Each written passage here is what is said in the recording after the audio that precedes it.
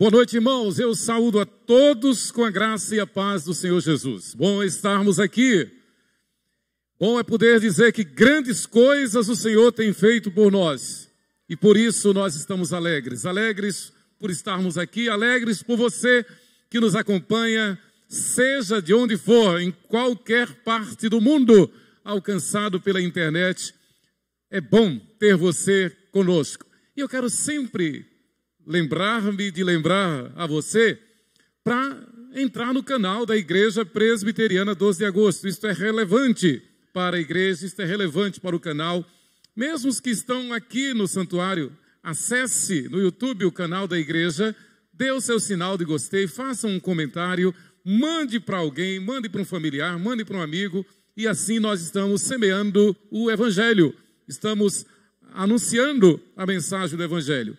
Graças a Deus, muitos irmãos nos acompanham de diversas partes do Brasil e até de fora do Brasil. Isto é uma bênção.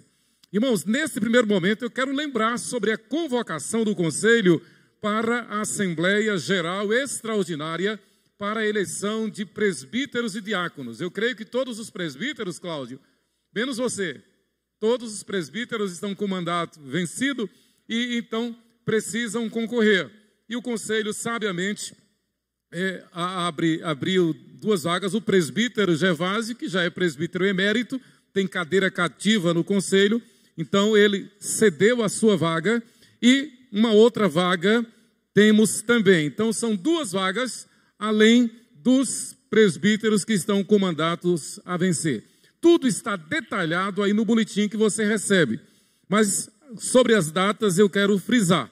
No dia 22 de maio encerra-se o prazo para indicações, portanto de hoje é 15. No dia 9 de junho teremos a reunião do Conselho para analisar os indicados.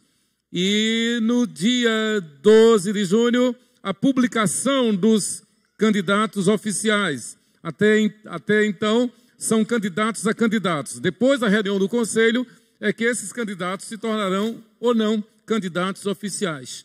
E no dia 17 de julho acontecerá durante o dia, como nós já estamos acostumados a fazer durante todo o dia, a votação para a eleição de presbíteros e diáconos.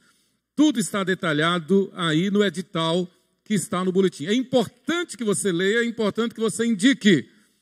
Com certeza, como sempre, será um momento de consagração, um momento de crescimento, um momento de edificação para a igreja. Nós louvamos a Deus pelos homens da igreja, pelos nossos oficiais e por aqueles que poderão entrar também para o oficialato da igreja. Portanto, vejam no boletim, o boletim é enviado para todos os irmãos, o boletim eletrônico, e você tem todos os dados aí, por favor, e estejamos orando para que o Senhor dirija os nossos passos. Na verdade, quem elege é o Senhor. Nós somos apenas instrumentos. O governo da igreja não é de homens. O governo da igreja é de Deus. Obviamente, o governo da igreja é teocrático. É Deus quem manda e o fiel se submete. Nós somos apenas instrumentos nas mãos de Deus. Louvado seja o Senhor. Eu quero agradecer as orações da igreja por nós, por mim e por Sheila. Nós tivemos uma infecção intestinal.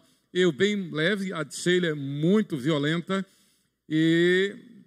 Mas graças a Deus, hoje ela está melhor. E além dessa infecção, ela está com uma crise violenta de coluna, problema na coluna. Então eu peço à igreja que continue orando por nós, em especial por Sheila. Agradeço as orações. Eu quero parabenizar a igreja, especialmente aos adolescentes e jovens, pelo trabalho de ontem. Presbítero Cláudio e o pastor Lucas, nossos conselheiros, o nosso irmão Miguel Banks, presidente da UPA, parabenizar a nossa irmã Fabiana pela boa palavra que trouxe ontem. Fabiana, mesmo de casa, nós acompanhamos. Que bênção poder participar da igreja quando a gente não pode estar presente, né? Parabéns, uma bênção. Também, a minha primeira oportunidade, depois do Dia da Família, agradecer a Deus e congratular-me com a igreja pela brilhante comemoração do Dia da Família Presbiteriana do Brasil. E numa pessoa eu quero resumir toda a palavra de gratidão. Na pessoa do nosso irmão Alfeu Silveira, o genro de Astolfo, que é o administrador do aprisco do Carneirinho, pela organização, pela eficiência, pelo cuidado, pelo zelo. Claro, eu coloquei no boletim vários ministérios, aliás, todos os ministérios, citei, né? Não dá para citar todo mundo, claro. Né? Tivemos 360 adultos e 70 crianças. Eu acho que a gente bateu o recorde, Gervásio. Louvado seja Deus. Na pessoa de Alfeu, então, eu parabenizo todo mundo, com um detalhe especial para as nossas irmãs cozinheiras. Que comida gostosa, que almoço maravilhoso. Muito bom. Graças a Deus por isso. Hoje, além da Santa Ceia, teremos recepção de membros infantis. Crianças serão recebidas. Irmãos, vamos abrir o texto sagrado, a palavra de Deus, em 1 Timóteo, capítulo 3, de 1 a 13. 1 Timóteo 3, de 1 a 13.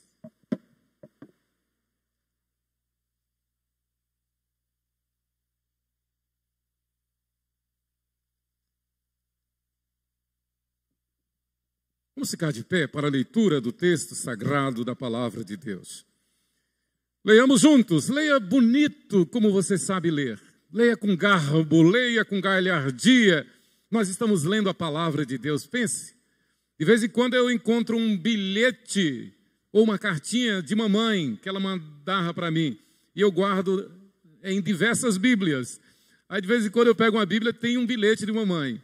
E aí eu faço questão de ler da forma mais bonita que eu posso. Quanto mais quando nós lemos a carta de Deus para nós. Vamos juntos? Fiel é a palavra. Se alguém aspira ao episcopado, excelente obra almeja.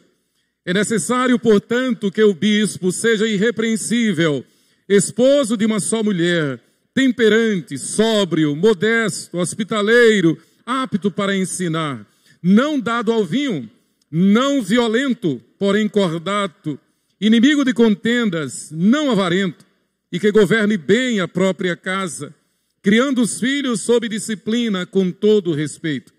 Pois, se alguém não sabe governar a própria casa, como cuidará da igreja de Deus? Não seja neófito, para não suceder que se ensoberbeça e incorra na condenação do diabo. Pelo contrário, é necessário que ele tenha bom testemunho dos de fora, a fim de não cair no opróbrio e no laço do diabo. Semelhantemente, quanto a diáconos, é necessário que sejam respeitáveis de uma só palavra, não inclinados a muito vinho, não cobiçosos de sórdida ganância, conservando o mistério da fé com a consciência limpa. Também sejam estes primeiramente experimentados e, se mostrarem irrepreensíveis, exerçam o diaconato. Da mesma sorte, quanto a mulheres, é necessário que sejam elas respeitáveis, não maldizentes, temperantes e fiéis em tudo. O diácono seja marido de uma só mulher e governe bem seus filhos e a própria casa. Pois os que desempenharem bem o diaconato alcançam para si mesmo justa preeminência e muita intrepidez na fé em Cristo Jesus. Amém. Podeis sentar, que o Senhor aplique a sua palavra à nossa mente, ao nosso coração. Hoje nós comemoramos o Dia das Mães. E aprove a Deus que neste Dia das Mães nós estejamos meditando também sobre a família de Deus, a igreja do Senhor Jesus. Interessante que a palavra, o apóstolo Paulo, refere-se às mulheres da seguinte forma: mulheres preservadas em sua missão de mãe. 1 Timóteo, capítulo 2, versículo 15. A igreja chamada na Bíblia de a noiva do Senhor Jesus Cristo, a esposa do Cordeiro, Apocalipse 21, 2 e 9, 22, 17. Então, como igreja, como família de Deus, nós nos compenetramos de que somos a noiva. E o apóstolo Paulo diz que nós estamos sendo ataviados. Nós estamos, na verdade, num dia de noiva. Em todo o curso da igreja, em toda a caminhada da igreja, é o nosso dia de noiva, preparando-nos para as bodas, porque logo, logo será anunciado o cordeiro que virá para as bodas com a sua noiva, que então será sua esposa. E vemos então figurado na igreja o papel da mãe. O zelo da mãe, o cuidado da mãe, a missão da mãe, a performance da mãe. Como nos diz Salomão de forma categórica, mulher virtuosa, quem a achará? Na verdade, como igreja, nós estamos sob os auspícios, sob o cuidado, sob a proteção do Eterno, do Senhor Deus Todo-Poderoso, que mandou o seu Filho para ser o nosso noivo, o noivo da igreja. E então nós seremos um só corpo por toda a eternidade na glória celestial. Queridos, nosso Senhor Jesus Cristo, logo em seguida ao sermão escatológico, falando sobre a sua volta, falando sobre o seu retorno, o que nós esperamos e não temos dúvida de que está muito próximo, porque os sinais são claros e evidentes. Na cultura, na sociedade, na natureza, conforme Jesus anunciou no sermão profético, os sinais são claros e evidentes, ele está às portas. E nós, como sua igreja, como sua noiva, devemos estar justamente como aquelas 5 virgens prudentes, aquelas 5 virgens sábias, que estavam preparadas porque guardavam abundante azeite em suas lâmpadas. Claro, isso é uma referência a estar cheio do Espírito Santo. Isso é uma referência a estar em santidade, em santificação, que é o tema da nossa igreja este ano. Seguir a paz com todos e a santificação, sem a qual ninguém verá a Deus. Jesus fala do reino dos céus. O tempo todo, na verdade, a razão pela qual ele veio ao mundo, a razão pela qual nós comemoramos o Natal e comemoramos a data maior da cristandade, que é a sua ressurreição, a sua Páscoa, o que o fazemos todo mês, quando celebramos a Santa Ceia, em obediência à sua ordem, ao seu decreto, estamos comemorando a Páscoa, estamos comemorando a ressurreição do Senhor Jesus. E na Páscoa, na Santa Ceia, ele diz, e eis que não beberei deste cálice convosco, senão quando hei de beber novo convosco no reino de meu Pai. Para que nós, como sua igreja, sua noiva, vivamos dizendo, Maranata, Maranata, ora vem, Senhor Jesus. E obviamente que dizemos, Ebenezer, Ebenezer, até aqui nos ajudou o Senhor. Deus é Deus conosco. Queridos, boa parte dos comentaristas bíblicos, conforme nos informa a Bíblia de Genebra, concorda que houve uma 4ª viagem missionária. Normalmente nós só conhecemos 3 viagens missionárias de Paulo. Mas boa parte, conforme a Bíblia de Genebra, houve uma 4ª viagem. E foi nessa 4ª viagem que Paulo escreveu a primeira carta a Timóteo. Foi nessa 4ª viagem que ele escreveu as cartas pastorais, 1 Timóteo, 2 Timóteo e Tito. E isto entre os anos 62 e 64. E aí a ênfase do texto está justamente no Timóteo, o jovem pastor Timóteo. Timóteo era nativo de Listra, uma colônia romana na província da Galácia, filho de um casamento misto. Olha, isto é uma exceção à regra. Não é doutrina, não é a regra, é uma exceção. Deus é Deus de misericórdias. O correto é o casamento da luz com a luz. A Bíblia diz, o apóstolo Paulo mesmo diz, que não há comunhão da luz com as trevas. No caso de Timóteo aqui foi uma exceção. O seu pai não era um cristão, a sua mãe sim, a sua avó sim, e também é um caso excepcional de um menino que foi criado pela mãe e pela avó e se tornou um grande homem. Louvado seja Deus pela vida dessas duas mães, Lóide e Eunice, exemplos de mãe, exemplos de mulheres notáveis, conforme a Bíblia. Mulheres fiéis, servas de Deus, imitem o exemplo de Lóide, de Eunice Lóide, pela ordem, Eunice Lóide, mãe e avó do pastor Timóteo. Paulo faz um elogio especial a essas duas mulheres, mães. Dou graças a Deus pela recordação que guardo de tua fé sem fingimento, a mesma que primeiramente habitou em tua avó Lóide e em tua mãe Eunice, e estou certo de que também em ti. E aí, uma elegia, aí um parabéns especial a você, mãe. A você, mãe, 2 vezes. A você, mãe, 3 vezes. A você que é mãe, a você que é avó, a você que é bisavó. Parabéns. Mas especialmente pela oportunidade, pela condição, pelo privilégio que você tem de ser mãe, de ser avó e ser igreja do Senhor Jesus. E estar firmada na palavra e poder educar as tuas crianças, os teus filhos, no temor do Senhor, inculcando a Bíblia na mente, na cabeça das crianças. Esta missão é inigualável, é inadiável.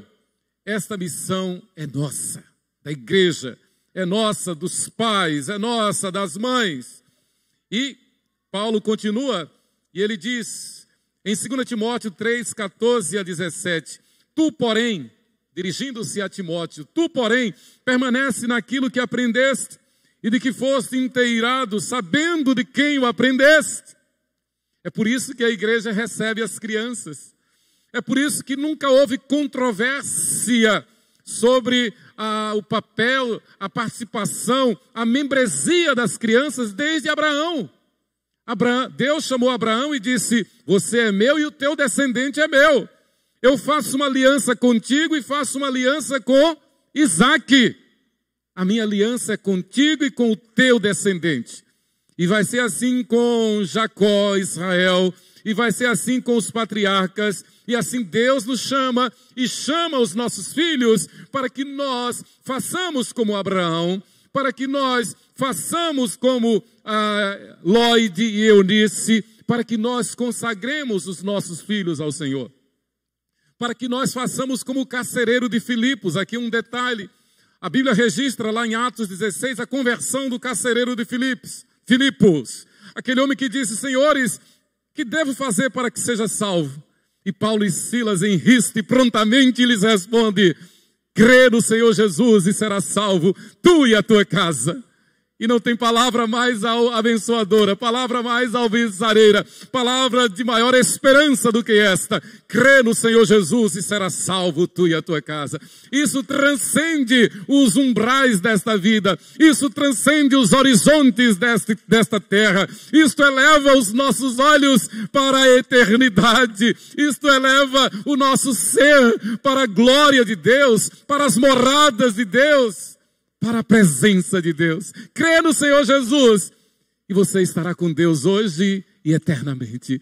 Crê no Senhor Jesus, consagre a tua casa, consagre a tua filha, consagre a tua paternidade, consagre a tua maternidade, consagre as tuas crianças e serás salvo tu e a tua casa. As crianças pertencem a Deus, mas como eu estava dizendo, nunca houve controvérsia. Até que quando na época da Contra-Reforma surgiu um movimento radical do protestantismo chamado movimento anabatista. E eles disseram, vamos riscar do mapa tudo aquilo que possa parecer com a heresia vigente. Então vamos abolir cruz, vamos abolir a oração do Pai Nosso, vamos abolir a recitação do credo apostólico, vamos abolir a forma tradicional de batismo. João Batista batizava no rio, então vamos batizar só mergulhando. Jesus foi batizado aos 30 anos, então não vamos batizar crianças. Isto foi no século 17. 1700 anos depois, surgiu nesse movimento radical. Então aí foi abolido o batismo de crianças. Mas o batismo de crianças existe desde que Isaque foi circuncidado. Melhor, Ismael foi circuncidado aos 13 anos. Isaac foi circuncidado aos 8 dias de nascido. Essa era a aliança. E nós sabemos, e não há controvérsia, de que o batismo no Novo Testamento é a circuncisão do Antigo Testamento. As meninas, elas eram incluídas em todo o processo, em todo o código civil e moral e espiritual. No Antigo Testamento, as meninas eram incluídas no rol dos meninos, ou do pai, e na ausência do pai, dos irmãos masculinos, do sexo masculino. Muito bem. Então, tu, porém, permanece naquilo que aprendeste, de que fosse inteirado, sabendo de quem o aprendeste. Aprendemos de Deus. E Deus fala conosco através dos presbíteros, através de nossos pais, através dos diáconos, através dos mais experientes, através de mamãe, através de vovó. Que coisa maravilhosa. E que desde a infância, e a palavra infância aqui, ela é chave. É paidia ele que significa criança aprendendo a falar. A palavra paidia é a raiz da palavra pedagogia. Pedagogo é aquele que ensina a criança a falar, e a ler, e a escrever. Este é o pedagogo, o pai da guia. Pedagogos. Então, essa é a palavra lá no original. Criança inocente, criança que está aprendendo a falar. Então, desde então, e eu me lembro quando Sheila estava grávida, e nos 2 casos, das 2 meninas, a gente fazia o culto. E a gente punha a mão no ventre de Sheila, e a gente orava e cantava e fazia um culto. E assim, quando elas nasceram, continuamos fazendo o culto. É o que Paulo está dizendo, olha, você, Timóteo, desde que aprendeu a falar, você já foi instruído nas sagradas letras, que podem tornar-te sábio para a salvação pela fé em Cristo Jesus. É por isso, repito, que a igreja recebe as crianças e as reconhece e as considera como membros, não comungantes, como membros da igreja. E que elas possam crescer. Ontem eu estava vendo a direção do culto aqui, presbítero Cláudio, vendo Miguel dirigindo, e aí eu fui lá olhar nos meus arquivos. E eu encontrei uma foto com Miguel. Miguel é uma criança, lá no acampamento, lá no aprisco do Carneirinho. Eu disse, olha, isso é o reflexo, é a prova de uma criança que cresce na igreja e que se torna líder na igreja. Assim como Timóteo, assim é Miguel Banks, assim é Josué. Josué é meu aluno na classe de catecúmenos e eu tenho que ralar para acompanhar Josué, senão eu fico para trás. Parabéns, Josué. Parabéns, Ângela, parabéns, Salomão, pelo cuidado, pela criação, pela educação que tem dado a Josué. E tem outros alunos aqui da classe que são testemunhas, não é verdade? A gente tem que se esmerar para poder acompanhar Josué. Timóteo foi assim, não foi diferente. Desde a infância, ele já demonstrava sabedoria nas Escrituras. E Paulo, então, acrescenta, toda Escritura é inspirada por Deus e útil para o ensino, para a repreensão, para a correção, para a educação na justiça, a fim de que o homem de Deus seja perfeito e perfeitamente habilitado para boa obra, para toda boa obra. Esta é a razão da igreja, esta é a função da igreja. E não é exagero dizer que a igreja é a instituição mais determinante da história e da sociedade. A primeira e principal é a família. Mas a igreja é formada de famílias. Sem famílias não tem igreja. Melhor, a Bíblia diz, o Espírito Santo diz, que a igreja é o corpo vivo de Cristo. A cabeça desse corpo é o Senhor Jesus. E nós, adultos, crianças, homens e mulheres, meninos e meninas, nós somos membros uns dos outros. Nós somos família de Deus. Queridos, é nesse contexto que o apóstolo Paulo exorta Timóteo a cuidar da igreja, para que a igreja viva bem. E a igreja vai viver bem na razão direta da fidelidade dos seus oficiais, presbíteros. regentes, presbíteros, docentes, diáconos, homens que ensinassem a sã doutrina, a palavra de Deus, os pastores, que são os presbíteros docentes. Eu quero lembrar que bispo é sinônimo de pastor e presbítero. Então, ali estão os bispos, Cláudio e Hélio. É sinônimo. Bispo é sinônimo de presbítero e pastor. Então, homens que ajudassem os pastores a doutrinar e a disciplinar a igreja, os presbíteros regentes. Claro, essa mensagem tem tudo a ver com esse processo que nós estamos, quando mais uma vez a igreja vai eleger oficiais, para que a igreja esteja compenetrada, para que a igreja esteja estudando textos como este, 1 Timóteo 3, todo o capítulo 3, para que a igreja esteja orando, para que o Espírito Santo esteja revelando, mostrando quem que deve ser indicado, quem que deve ser eleito, quem que deve preencher as 2 vagas. Os presbíteros já no seu mandato e que vão renovar o seu mandato, os diáconos da mesma forma, homens que cuidassem das necessidades físicas e materiais da igreja, os diáconos. Irmãos, nós somos família de Deus. Nós somos o povo de Deus. Nós temos a missão de influenciar a sociedade, não de ser influenciado pela sociedade, não. Nós temos a função de transformar este século, a missão de transformar este século pela renovação da nossa mente.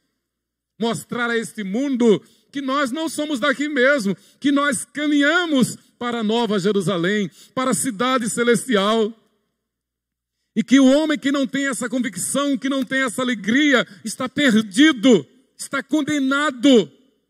Nós temos a missão de levar avante a voz do Evangelho, a grande comissão, anunciar que só Jesus Cristo salva. E esta missão, os anjos anelaram ter, os anjos desejaram ter, mas o Senhor, o Eterno, disse, não, esta missão é da minha igreja. Esta missão é de homens e mulheres, meninos e meninas, que temam a mim, que andem conforme a minha palavra. Queridos, a chave de compreensão deste texto básico são os versículos 4 e 5. 1 Timóteo 3, 4 e 5. E homens que governem bem a própria casa, criando os filhos sob disciplina, com todo respeito. Pois se alguém não sabe governar a própria casa, como cuidará da igreja de Deus? Não seja neófito, para não suceder que se ensoberbeça e incorra na condenação do diabo. Nós damos graças a Deus, porque Deus tem nos dado graça de termos homens ilibados, homens que têm o perfil, conforme indicado aqui pelo apóstolo Paulo, sobre as condições, os requisitos para ser oficial da igreja.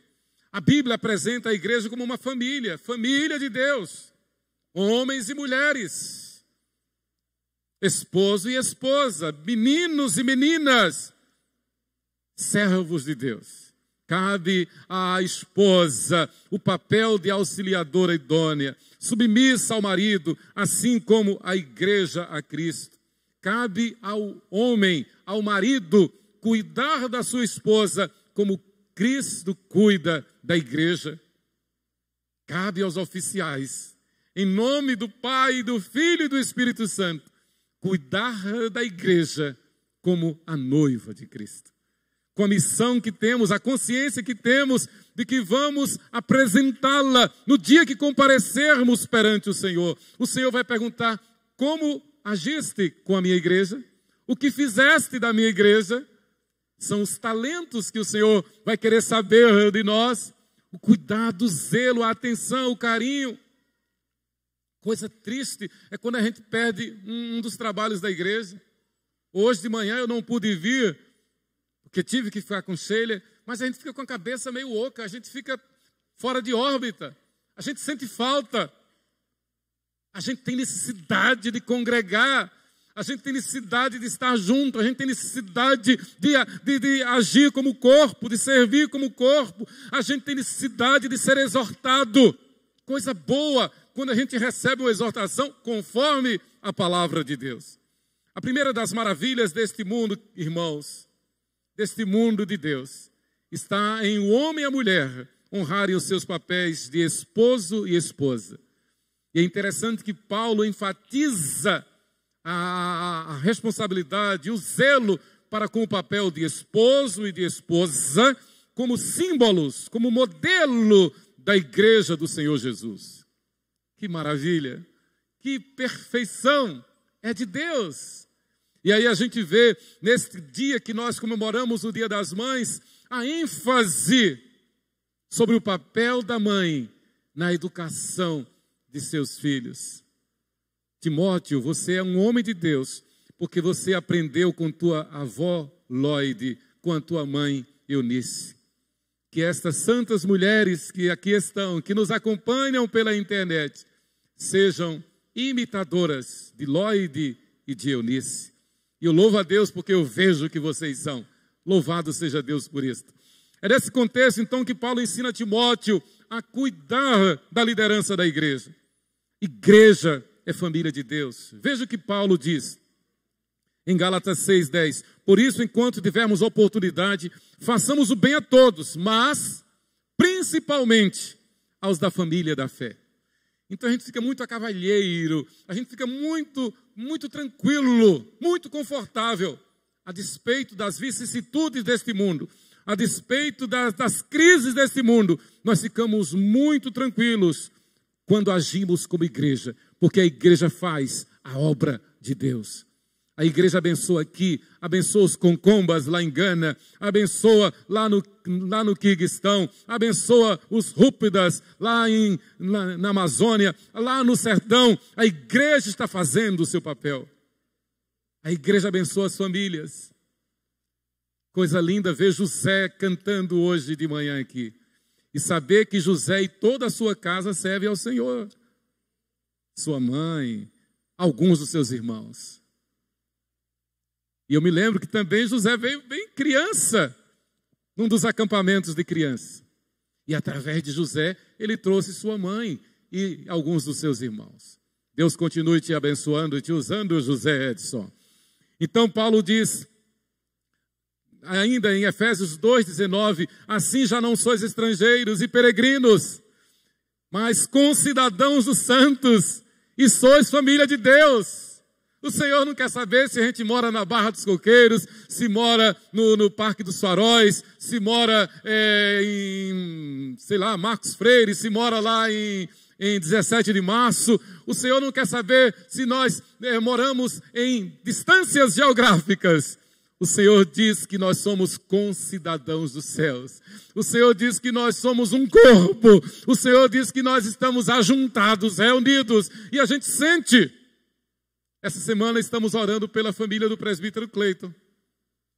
Mas a gente já sente saudade, ele está viajando, está lá nos Estados Unidos. E a gente sente saudade, né? A gente viaja uma semana, a gente viaja, passa um domingo ausente, a gente sente saudade. Que lindo ver o coral cantando. Quando eu vi Astolfo hoje, Astolfo, Gervásio e Josias ali na frente, eu saí daqui e fui lá abraçá-los. Benção, Astolfo, louvado seja Deus. A gente sabe da luta. Ana, resposta das suas orações, resposta das orações da igreja. É o corpo, é a igreja, é a família. Somos concidadãos dos céus. Louvado seja Deus por isso. A organização da família deve imitar a organização da igreja. A igreja será santificada na razão direta da santificação de cada família. E eu repito, a igreja será santificada na razão direta da santificação de cada membro, de cada família, de cada membro da igreja. Em síntese, as cartas pastorais, 1 Timóteo, 2 Timóteo e Tito, são as cartas pastorais.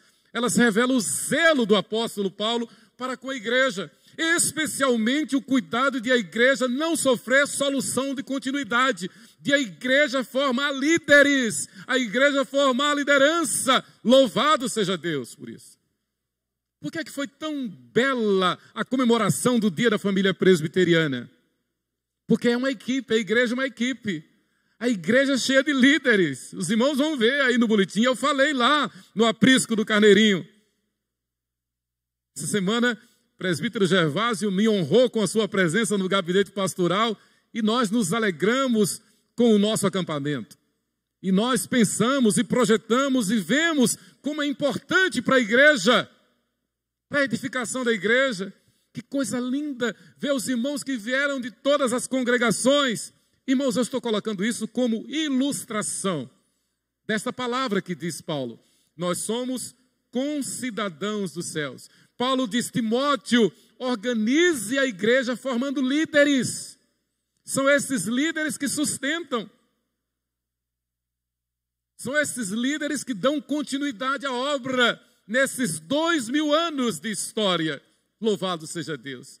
Então Paulo diz, o intuito da presente admoestação visa ao amor, que procede de coração puro e de consciência boa e de fé sem hipocrisia. Isto não se acha no mundo lá fora. Não acha. Pode ter algum vislumbre, algum prenúncio de alguma coisa, mas nada se equipara ao valor, à santidade, à bênção da igreja do Senhor Jesus. A igreja não é sujeita a este mundo. A igreja é do Senhor Jesus Cristo. As portas do inferno não prevalecerão contra a igreja. Porque quem defende a igreja é o leão da tribo de Judá. E aqueles que vivem em santificação, estes frutificam. Amam a igreja, dão tudo de si para a igreja. Evangelizam e veem os frutos do seu trabalho. Paulo diz então, desviando-se algumas pessoas destas coisas, perderam-se em loquacidade frívola. Paulo chama a atenção, assim como Jesus chamou, de que muitos que pensam ser trigo, na verdade são joio. São aqueles que estão na igreja, mas se deixam levar pelo canto da sereia. Se deixam levar pelas seduções desse mundo, pelas bandejas desse mundo. Se deixam levar pelas alfarrobas deste mundo. Se deixam levar pela sedução desse mundo. E Paulo chama isso de loquacidade frívola. Quem, para mim, melhor pintou esse quadro foi John Bunyan, no seu best-seller, O Peregrino. Quando ele fala de homens como, por exemplo, o loquaz. É aquele que está na igreja e se deixa levar pelas seduções do mundo. E começa a pintar uma sociedade que lhe apeteça, que lhe agrade. E assim trai a igreja. Esquece da igreja. Torna-se um crente carnal, um crente frio. Torna-se um joio ao invés de ser trigo. Paulo continua e diz, pretendendo passar por mestres da lei, não compreendendo todavia nem o que dizem, nem os assuntos sobre os quais fazem ousadas asseverações. Sabemos, porém, que a lei é boa, se alguém dela se utiliza de modo legítimo, tendo em vista que não se promulga a lei para quem é justo, mas para transgressores e rebeldes, irreverentes e pecadores, ímpios e profanos, parricidas e matricidas, homicidas, impuros, sodomitas, raptores de homens, mentirosos, perjuros e para tudo quanto se opõe à sã doutrina, segundo o evangelho da glória do Deus bendito, do qual fui encarregado. Então Paulo dá um diagnóstico da sociedade. Paulo chama a atenção da igreja. Igreja, você não é isto. Igreja, você não é deste mundo. Você não é deste século. Este século é caracterizado por esta série de adjetivos que Paulo fala aqui, da mesma forma que ele fala no capítulo, na segunda epístola, no capítulo 3. Acompanhe-me, por favor. Segunda epístola de Paulo a Timóteo, capítulo 3, a partir do versículo 1. Na mesma linha de raciocínio, ele chama a atenção de Timóteo. Ele está fazendo o contraponto. A igreja é santa, a igreja é pura, a igreja não é deste mundo, a igreja do rei é o reino de Deus, a igreja do céu, mas o mundo é mau. O mundo é mau, as suas ideologias são más, as suas propostas são do inferno. A igreja é o contraponto. A igreja é o reino de Deus. A igreja está na igreja a única esperança para este mundo. E eu não canso de dizer, a solução não está na ciência, a solução não está na política, a solução não está na polícia, a solução não está na educação, a solução não está na religião, a solução está em Cristo, em nós, a esperança da glória. Então, 2 Timóteo 3, a partir do 1, sabe, porém, isto, nos últimos dias sobrevirão tempos difíceis. Estamos vivendo esses dias. Pois os homens serão egoístas, avarentos, jactanciosos, arrogantes, blasfemadores, desobedientes aos pais, ingratos, irreverentes, desafeiçoados, implacáveis, caluniadores, sem domínio de si, cruéis, inimigos do bem, traidores, atrevidos, enfatuados, mais amigos dos prazeres que amigos de Deus, tendo forma de piedade, negando-lhe, entretanto, o poder. Foge também destes. Então, a igreja elege oficiais, a igreja consagra as famílias, a igreja recebe as crianças como membros da igreja, a igreja batiza os infantes, as suas paidia elequia, porque a igreja sabe que nenhuma promessa falhou de todas as boas palavras que o Senhor falara à casa de Israel. Tudo se cumpriu. A igreja cuida das famílias, as mulheres notáveis da igreja, mães como Eunice, avós como Lloyd, educam os seus filhos, inculcando a Bíblia na mente de seus filhos, ensinando os seus filhos e dando exemplo, dando testemunho, fugindo até da aparência do mal, vivendo em santidade, porque a igreja sabe que a igreja não é deste mundo. Este mundo não nos apetece. Este mundo não nos interessa. Este mundo jaz no maligno. O príncipe deste mundo é o adversário, é o inimigo de nossas almas. Mas graças a Deus que nos resgatou, graças a Deus que nos elegeu antes da fundação do mundo, a fim de vivermos para o louvor da sua glória. E quer comamos ou bebamos ou façamos qualquer outra coisa qualquer, podemos fazer tudo para a glória de Deus. Irmãos, que Deus nos abençoe. Quando a igreja vê a pujança, quando a igreja vê a força, a unção, o agir, o poder do Espírito Santo atuando em todas as áreas, a igreja só tem que dizer graças a Deus. E parafraseando o poeta popular, tudo está no seu lugar. Graças a Deus. Não devemos esquecer de dizer graças a Deus, porque a igreja é a menina dos olhos de Deus. Porque o maestro da igreja não é o Efraim, o maestro da igreja é o Espírito Santo. E aí ele nos ilumina, aí ele nos enche da sua graça, e aí ele levanta homens como os nossos presbíteros e diáconos. E aí ele levanta homens para preencherem a vaga, assim como levantou Matias para preencher a vaga lá no colégio apostólico. Queridos, que Deus nos abençoe. E assim a igreja celebra a Santa Ceia. E assim a igreja batiza as famílias que confessam Jesus como Senhor e Salvador. Que Deus nos abençoe. Eu quero convidar os pais que tragam os seus filhos para serem recebidos pelo batismo. Com muita honra, com muita alegria, nós recebemos